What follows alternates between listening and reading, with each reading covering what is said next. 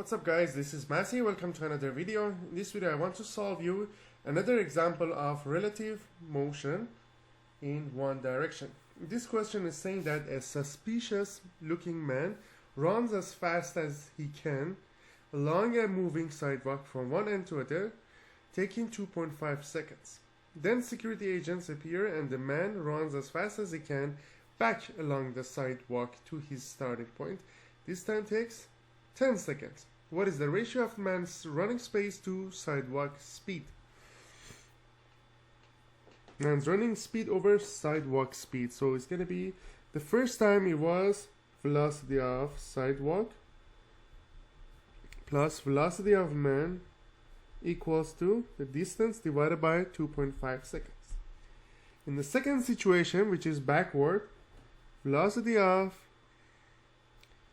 man minus velocity of sidewalk is going to be d divided by 10 seconds.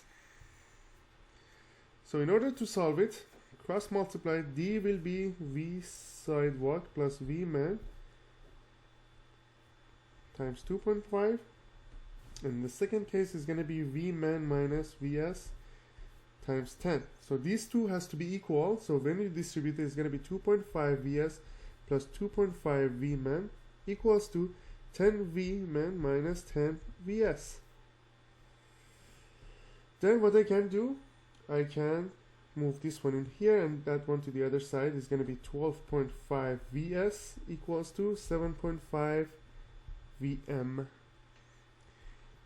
So velocity of man divided by velocity of sidewalk will be 12.5 divided by 7.5, which will be 5/3, which is 1.67. So that's going to be the ratio of the velocity.